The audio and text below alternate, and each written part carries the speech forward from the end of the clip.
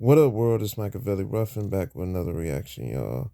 Disturbing lie Tupac believed to be true because it came from somebody he trusts. If you're new to the channel, don't forget to hit that subscribe bell. This is a hot one, y'all. Exclusive information. Thug life. Here we go. Dale Ray Richardson. Happy to have you back on the platform, my man.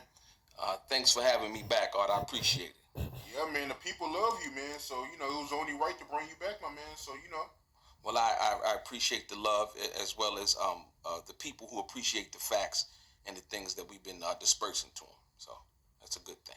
Yeah, man. So, the Tupac Museum, man. I heard you seen some paperwork at the museum that caught your attention, my man. Absolutely.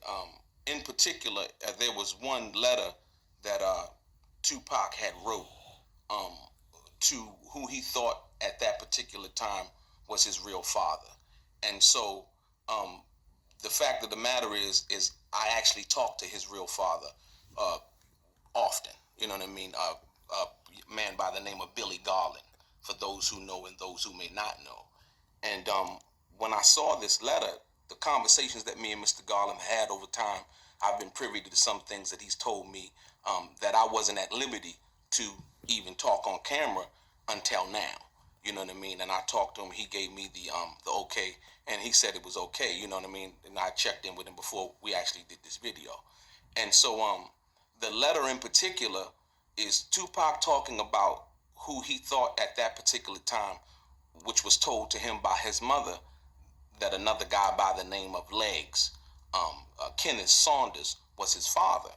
And so what I'm gonna do is right now is I'm gonna share with your viewers. I'm gonna read the actual letter, and here's the letter right here.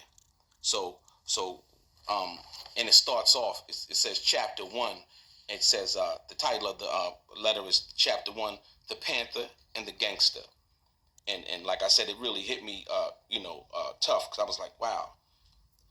It says, my father's life is a mystery to me, but I will start to share what little information I do have with you. His given name was Kenneth Saunders. He had a daughter from his first marriage before my mom, and he was a well-known gangster in the streets of Harlem, New York.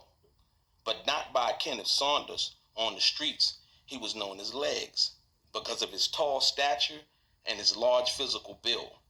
I also know that he was an addicted freebaser and a natural sweet-talking con man. I know that from personal experience. Besides that, that's all I know about my father. It's a shame all I have is half of a page of history on the man who helped bring me into this world. I can say that he was good to me for the 6 months I spent with him. But in the words of the classic song, which was crazy, he said, Papa was a rolling stone. Wherever he laid his hat was his home. And when he died, all he left me was alone. Um, Wow. yeah, that right there, it kind of hit me, because like I said, I've talked to Mr. Garland, and there was another thing that really caught my eye too, and it was the actual birth certificate of Tupac Shakur.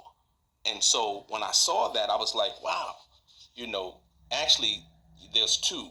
There's one with Paris Lisane Crooks, which was Tupac's given birth name.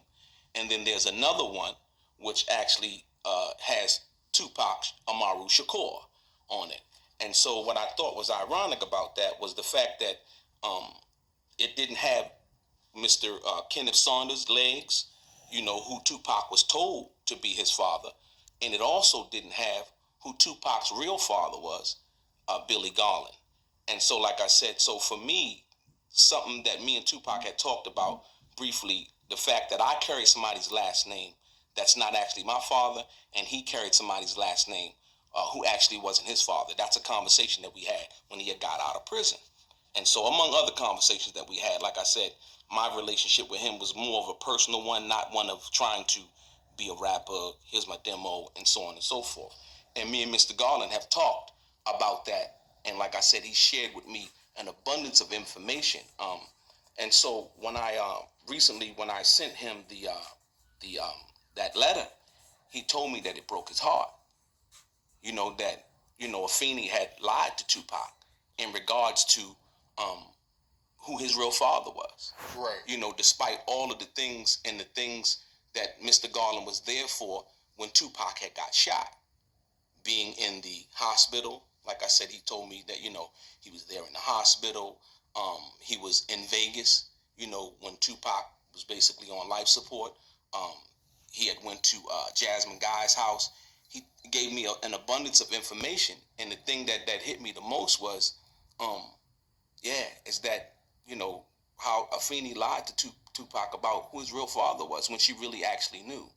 And the craziest part about all of this is that when Tupac died, um, after he died, Afeni had put on from Mr. Gar, she had put on the death certificate that Tupac's father was actually dead.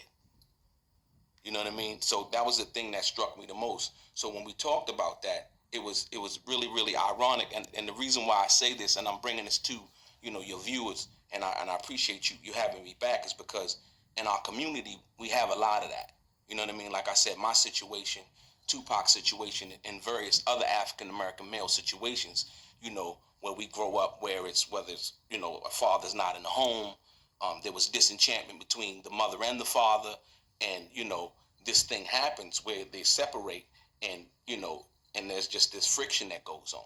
You know what I mean? So it runs prevalent in our community, and so that was the reason why I actually, like I said, I sent him that letter, and like I said, we've talked extensively, and yeah, that's it's a very powerful thing. And I thought the other thing that was powerful was um the fact that Tupac had witnessed, you know, uh, who he thought was his father, freebasing. You know what I mean? And the drugs and the things like that. And so, and when I thought about that too, not coming down on Afeni like that, but the fact that she may have had her problems too, which was with drugs, and Tupac was honest about that enough in his music, and so on and so forth. And then when you hear Dear Mama, he basically goes into in the song. He says, I was looking for a father, he was gone.